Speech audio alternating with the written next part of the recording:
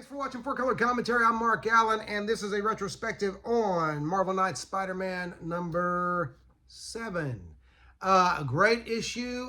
Just keeps keeps being entertaining, keeps being engaging. And this issue, Peter finds out, or Spider-Man finds out, that Eddie Brock has auctioned off the Venom symbiote. And that comes to a bit of a head. The new, I'll just say it right now, the new subject, what do you call it? What do you call the person that's in the symbiote? Anyway, the new subject of the symbiote, the new person carrying the symbiote around is a little pipsqueak who's the son of a gangster. And so anyway, it didn't mean anything to me. I may have missed a character along the way over the years. I don't know. But stay tuned, because that changes and becomes very exciting in another issue or two. But anyway, Spider-Man, there are some interesting tidbits in this. Spider-Man recounts how over the last week he's been engaging supervillains and trying to get closer and closer to whoever kidnapped Aunt May. And it even mentions one of the things he says here, at the end of the week, he says, Friday, I stopped 3 house break-ins, an assault, some kids lighting a fire, and in the night, chasing 2 stoners from the Smithsonian, driving a perfect replica of something I tried very hard to forget. I thought that was a great piece of humor put in there by the creative team, by Mark Millar and Terry Dodson. So they break into the Smithsonian, they steal a replica of the Spider-Mobile, and dredge up embarrassing memories for Spider-Man. So I think that's great. But anyway, again, just the Terry Dodson and Rachel Dodson art just continues to be superb in this book.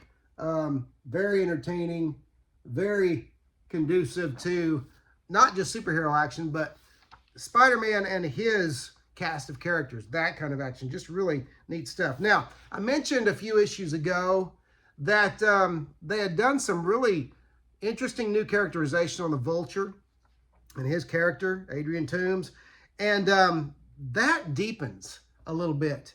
And I don't know ultimately if they meant to take it anywhere else, but that gets even better in a way and kind of rounds out, fleshes out the character, and it's because of this woman here.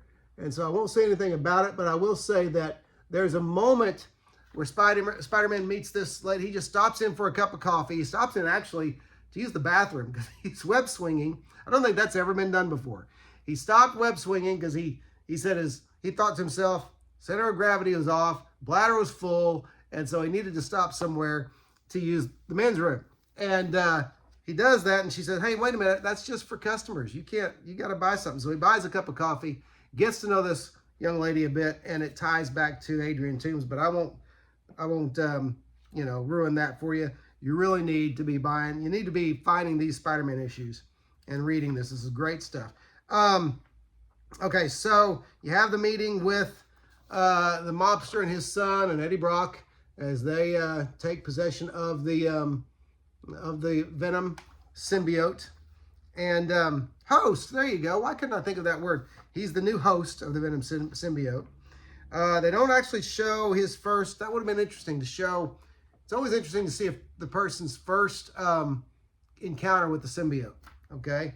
Because it's kind of a horror, kind of a horrific thing that it starts out as something horrific and terrible, but then they kind of, as the symbiote settles in, it's kind of like they feel great. That seems to be always what has happened in the past. But we didn't get to see that. But anyway, on another note, Peter Parker and Mary Jane go to his high school reunion, and he gets to take his supermodel wife to meet a lot of people that knew him when he was a nerd, and you got to see. It was really kind of sweet.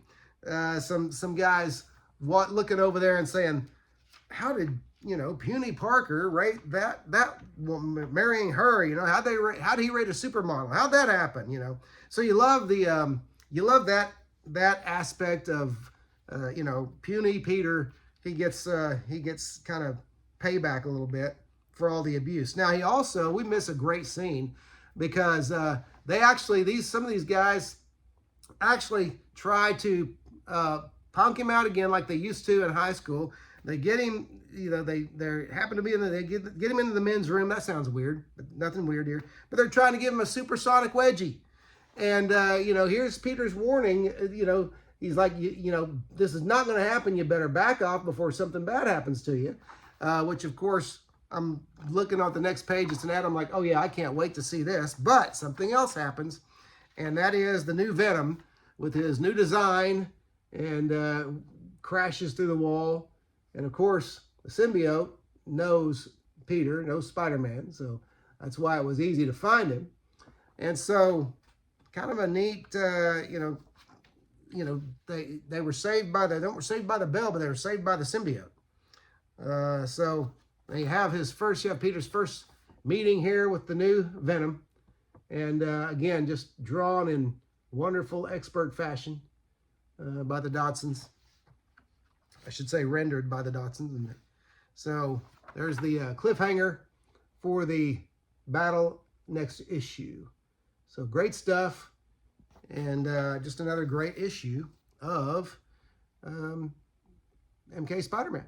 And so it just keeps getting better, and or keeps staying good anyway. When you get to a particular volume of good, it's hard to tell if it gets better, if it just stays fantastic.